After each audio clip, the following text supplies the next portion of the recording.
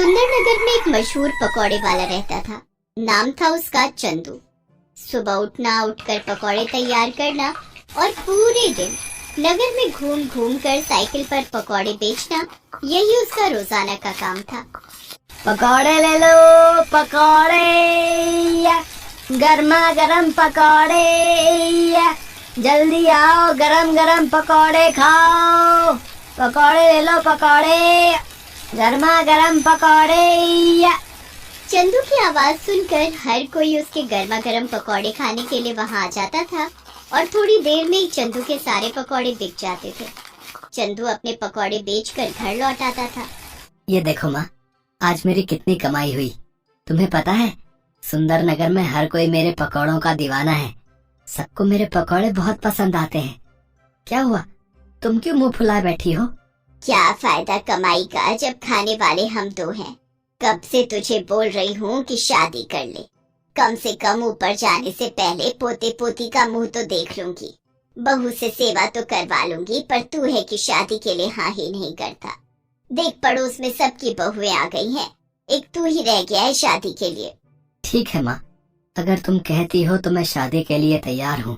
वैसे भी अब मेरा काम अच्छा चल गया है, तो मुझे शादी करने में कोई परेशानी नहीं है। अगर मेरी माँ खुश है तो मैं भी खुश हूँ। ठीक है बेटा, तो फिर मैं आज ही तेरे लिए लड़की देखना शुरू करती हूँ। कुछ ही समय में चंदू के लिए बहुत ही समझदार लड़की मिल गई और चंदू की शादी हो गई। नई बहू के घर आ जाने से घर में रौनक आ गई। चंदू की माँ बहुत खुश थी।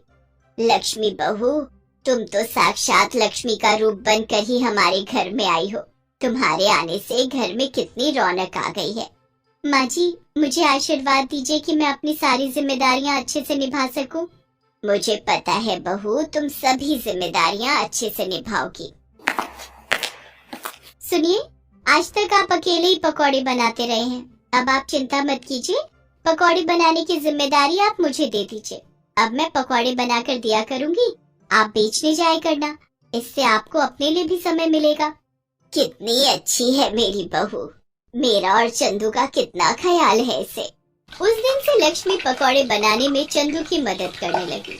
चंदू का काम आसान हो गया। अब वो सुबह जल्दी ही पकौड़े बेचने के लिए निकल जाता था और शाम तक अच्छी कमाई करके घर लौटता था। पर पिछले कुछ दिन से चंदू परेशान था। जब उसकी पत्नी ने उस परेशानी का कारण पूछा तो उसे बताना ही पड़ा। क्या हुआ जी?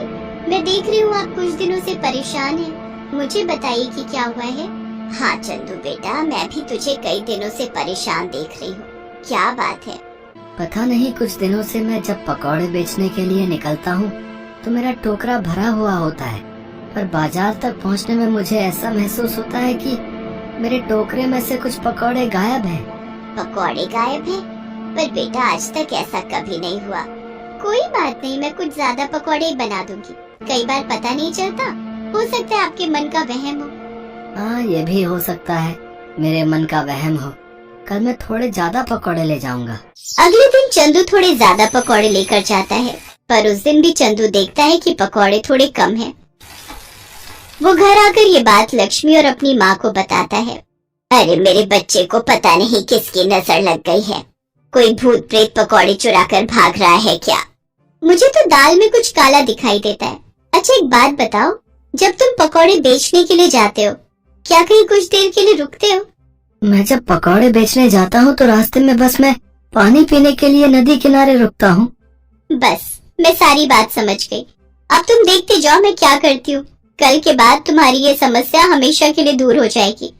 तुम ऐसा क्या करने वाली हो? बस देखते जाओ, जैसे जैसे मैं कहूँ तुम वैसे ही करना। लक्ष्मी बहुत ही समझदार थी। अगले दिन जब चंदू पकौड़े बेचने के लिए निकला तो वो नदी के पास पानी पीने के लिए रुका और फिर से अपने पकौड़े बेचने के लिए चला गया। चंदू पकौड़े बेचकर घर आ गया। अब तुम नगर के राजा के पास जाओ और अपनी ये समस्या उन्हें बताना। चंदू नगर के राजा के पास गया और पकौड़े चोरी होने की बात कही और आज उसने जो किया वो बात भी उसने राजा के कानों में डाल दी। तुम्हें न्याय जरूर मिलेगा। चोरों को जल्दी ही पकड़ा जाएगा। नगर में ढिंढोरा पिटवा दिया जाए। चंदू खुशी खुशी घर आ जाता है।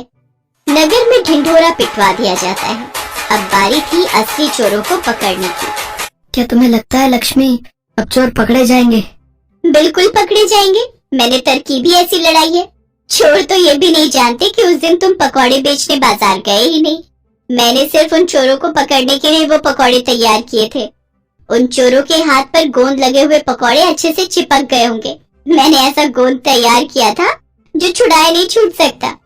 चोर तो अपने हाथों में पकौड़े चिपके हुए देखकर परेशान हो रहे होंगे, पर राजा जी द्वारा जो खबर उन्हें मिलने वाली है उससे वो बहुत खुश हो जाएंगे। लक्ष्मी ने पकौड़ों पर चिपचिपा गोंद लगा दिया था जिससे पकौड़े उन चोरों के हाथ पर चिपक जाएं जो चंदू के पकौड़े चुराते थे। राजा द्वारा नगर में ढिंढोरा पिटवा दिया जाता है। सुनो सुनो, ध्यान से सुनो। राजा वीरभान ने कल रात को एक सपना देखा था जिसमें उन्होंने कुछ ऐसे लोग देखे थे जिनके हाथ में पकौड़े चिपके हुए थे। राजा वीरभान ने सपने की बात राजगुरु से कही है। राजगुरु का कहना है यदि सच में ऐसे लोग मिल जाएं तो राजा वीरभान के लिए बहुत ही शुभ है। इसीलिए राजा वीरभान ऐसे लोगों की तलाश कर रहे हैं जिनके हाथ में सचमुच पकौड़े चिपके हुए हों। क्या हमारे राज्य में ऐसा कोई है जो ये इनाम पाना चाहता है तो वो राजा वीरभान के पास जा सकता है। जो भी ऐसा चमत्कारी व्यक्ति राजा वीरभान से मिलेगा उन्हें राजा वीरभान की तरफ से 1000 स्वर्ण मुद्राएं इनाम में दी जाएंगी। अरे भाई, ये तो सोने पे सुहागा हो गया। हमारे हाथों में तो सचमुच पकौड़े चिपके हुए हैं। चल यार, जल्दी से राजा वीरभान के पास चलते हैं। पता लगे कोई और पहले पहुंच जाए। गांव के बहुत से लोग उस चंदू से पकौड़े खरीद कर खाते हैं। हो सकता है गांव में और भी लोगों के हाथों में पकौड़े चिपके हों। ये इनाम हमारे हाथ से नहीं जाना चाहिए। तू ठीक कह रहा है यार जग्गू, चल हम जल्दी से राज दरबार चलते हैं। अरे वाह, ये तो कोई जादुई पकौड़े थे जो हमारे हाथों में चिपक गए और राजा वीरभान को सपना भी इसी का आया। अब तो हम माला माल हो जाएंगे। लक्ष्मी की तरकीब काम कर गई और चोर पकड़े गए। राजा के दरबार में जब जग्गू और रघु नाम के 2 चोर पहुँचे तो सारी सच्चाई सबके सामने आ गई।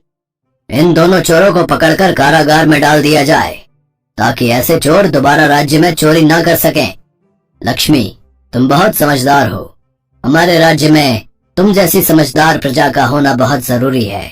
उपहार स्वरूप ये 1000 स्वर्ण मुद्राएं हम तुम्हें देते हैं। ये तुम्हारी समझदारी का इनाम है। लक्ष्मी अपने पति चंदू के साथ इनाम लेकर खुशी खुशी घर लौट आती है। मैंने तो पहले ही कहा था, हमारी बहू अपने नाम के साथ साथ सचमुच लक्ष्मी का रूप बनकर घर में आई है। जीते रहो मेरे बच्चों, हमेशा